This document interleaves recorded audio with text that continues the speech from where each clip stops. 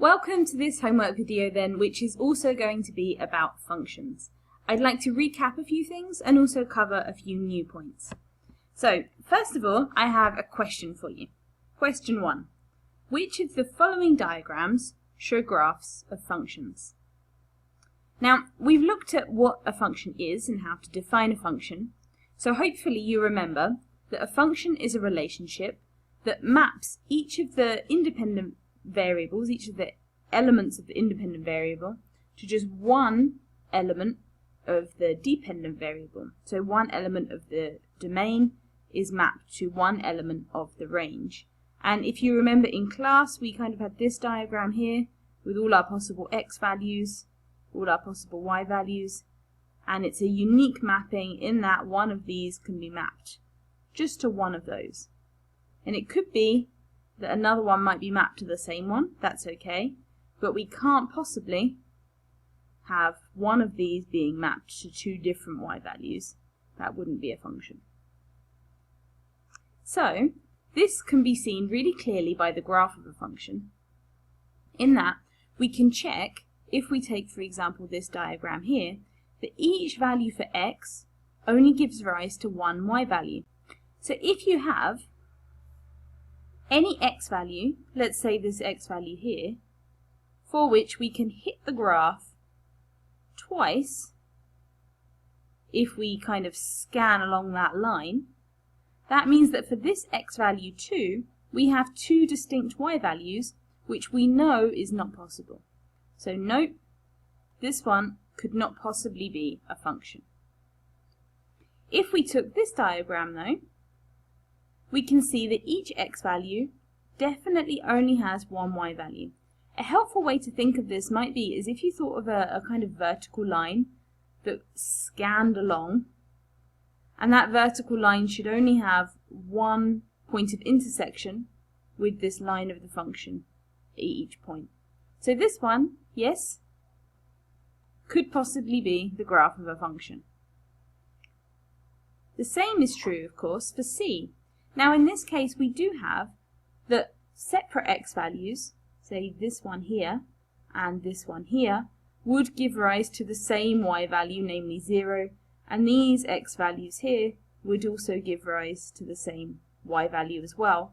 However, we don't have any x for which there are two possible y values, so this one is also a function.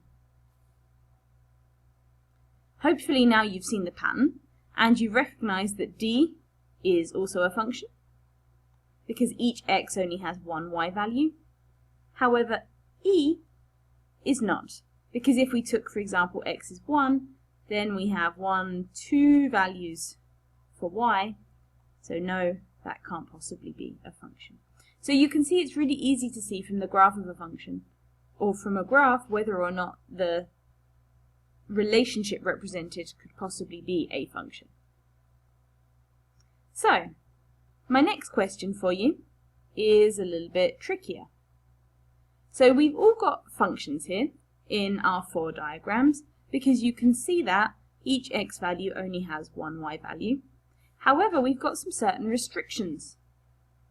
We need to answer which of the following graphs represent functions that have the following characteristics. So we have the domain between 0 and 6, the range between -1 and 1, and the function value at 1 has to be greater than or equal to the function value at 0. So the domain, hopefully you remember, is the set of all x values, all of our input values, which means that on the x-axis we're looking at between 0 and 6.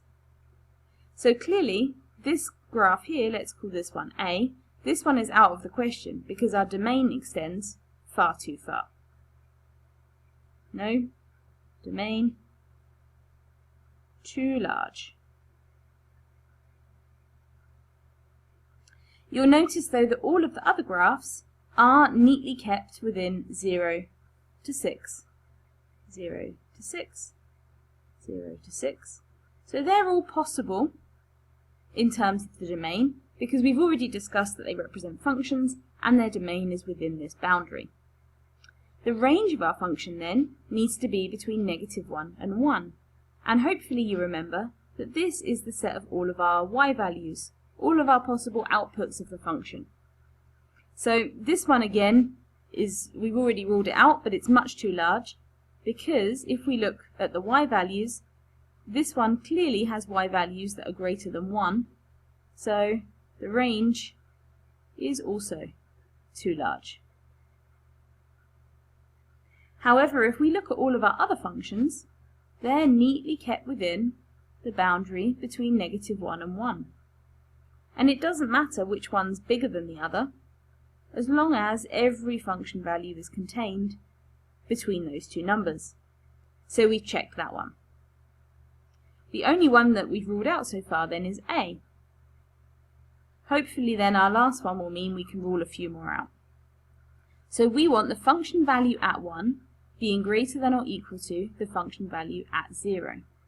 So when x is equal to 1, let's say on this graph, I'll change colour to make it simpler. Here we have the function value of 1 being this y value here, and the function value at 0 being 1. Well, here we definitely don't have that this function value, which is less than 1, being greater than or equal to 1. So no, because the function value at 1 is less than the function value at 0. Because this here is smaller than 1. However, if we look at c, because c shows us an increasing function, this is the case. Here the function value for 1 is here. This is f of 1. And f of 0 is here. And we can see that because this is higher up on the y-axis than this one, that it definitely is bigger. So this one fulfills all three. So this one, yes. So we maybe would put a cross next to this one in a test, for example. But I won't leave the cross there in case it confuses things. Yes is our answer here. Hopefully then you'll be able to decide this final criterion for D for yourselves. So we have f of 1 being here, and f of 0 being here at 0, and it's clear that the function value at 1 is greater than the function value at 0, so again we have another yes. So we have two possible answers that satisfy all of those three things, and they're definitely both functions as well. So the final thing I want to look at in this week's video is the relationship or the definition of variables and constants. So let's give ourselves a little title.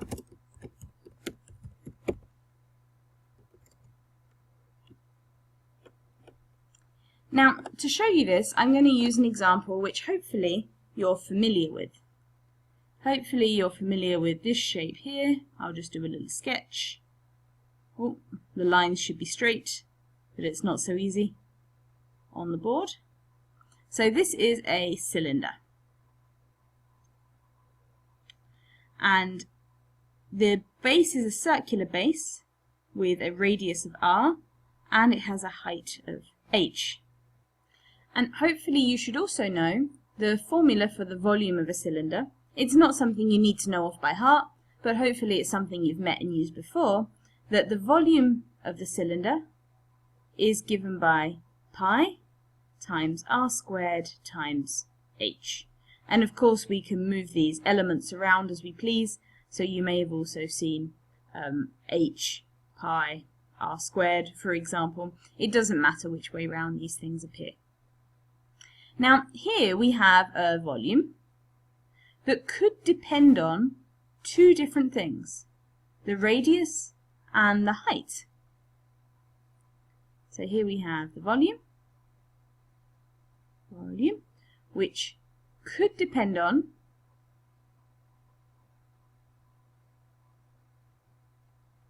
the radius or the height.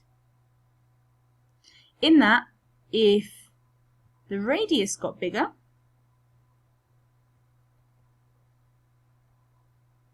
the volume would increase,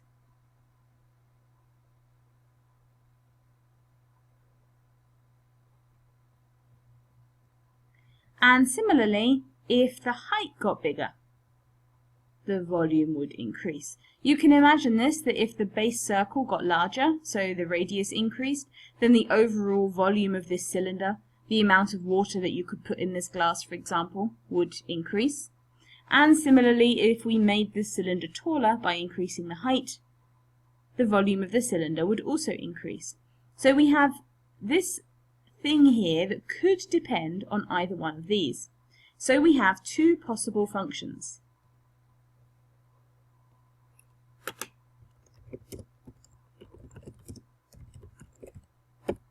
One that depends on the radius,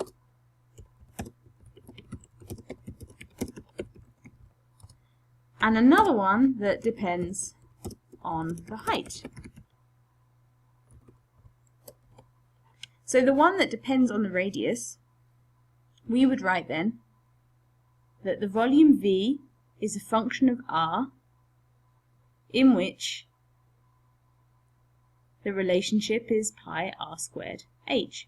So this means that our volume depends on the radius, and the radius would be the thing that changes. If we wanted a function of the height, then we have V of h is also equal to pi r squared h. So in this top one here, we have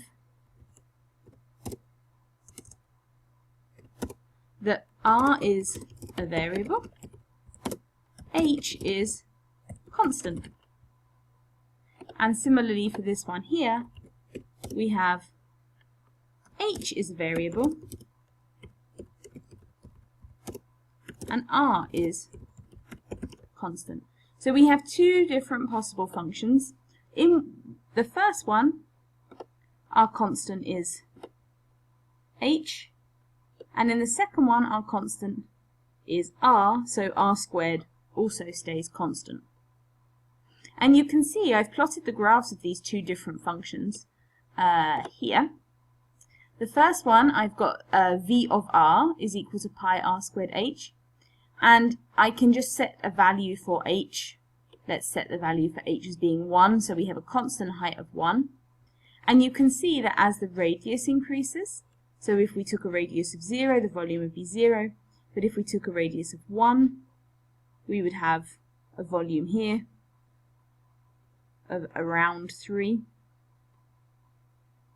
which we would expect as it's pi. And as we get further along the x-axis, our volumes increase quite a lot. And so we end up with this kind of shape for our graph. However, if I keep the radius constant, so in this case I've used g and s instead of r and h, because I've already used r and h here, it would confuse the program to use them again. If I keep s constant, but I change the height of the thing g, then you can see I have actually a more linear relationship between these two quantities. So I'm keeping this one constant in this one, and this one constant here. And the variable is always shown in the brackets. So that's the important point here. The variable, let's keep that black, the variable is always shown between the brackets. Other letters used should be treated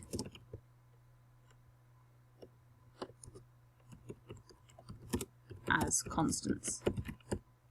And when I say other letters used, I of course mean on this side of the function, not the definition, the letter of the function itself, because of course this is the dependent variable, which depends on this independent variable.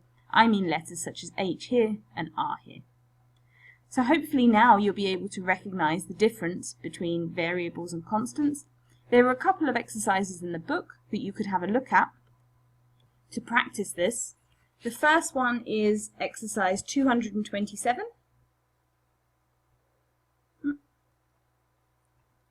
And the second one is 233, just for a bit of extra practice if you want to.